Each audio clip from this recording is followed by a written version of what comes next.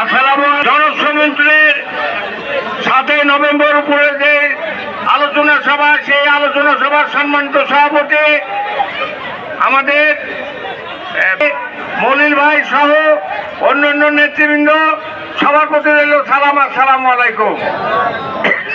আপনারা কি জানেন, আপনাদের কারণেই 7 নভেম্বর সেদিন জিয়াউর রহমান সাহেব মুক্তি পাইছিল। এই তৃণমূল এবং সিপাহী বিদ্রোহী করে সেদিনকে জিয়াউর রহমানকে আপনারা সেদিনকে মুক্ত করেছিলেন। সেই দলের নেতা, আমাদের নেতা, আপনাদের নেতা জিয়াউর রহমান সাহেব সেদিন সিপাহী বিদ্রোহী উত্তর শরীফ হিসাবে আমরা 7 নভেম্বর উদযাপন করি। বন্ধুরা আমার, আজকে কথা বলবো না, যেহেতু মিছিল আছে, মিছিলে আমরা শরীক হব। আপনাদের শুধু একটা কথা বলতে চাই, আজকে নির্বাচন নিয়ে পায়তারা চলছে। কেউ কেউ মনে করছেন যে নির্বাচন হয়তো পিছিয়ে যাবে, নির্বাচন হবে না।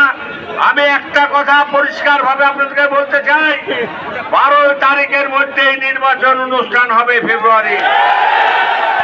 এর বিকল্প রাস্তা বাংলাদেশের মানুষ, জনগণ মানিয়ে নিবে না।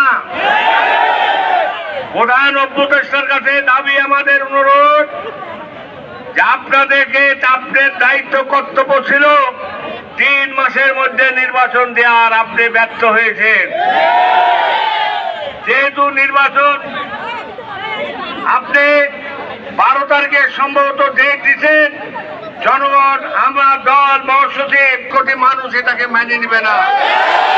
আমরা চাই না এই নির্বাচন করার জন্য। আমাদের 17 বছর তারেক রহমানের নেতৃত্বে আমরা প্রায় 10 থেকে 15,000 লোক শহীদ হয়েছে, 50 থেকে 5 থেকে 10 লক্ষ লোক আমরা কারাবরণ করেছে। অতএব আমাদের দায়িত্ব কর্তব্য হলো নির্বাচনের পিছানোর সুযোগ না। চক্রান্ত ষড়যন্ত্রের মাধ্যমে আপনারা এর মোকাবেলা করার জন্য প্রস্তুত থাকবেন ইনশাল্লাহ।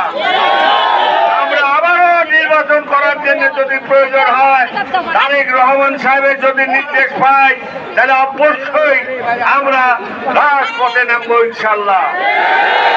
বন্ধুরা আমার, আমরা একটা কথাই বলতে চাই, আজকে একটা দল ভুকাবাদী, মিথ্যাবাদী, ষড়যন্ত্রমূলক এদেশে ইসলাম তারাই কায়েম করতে চায়।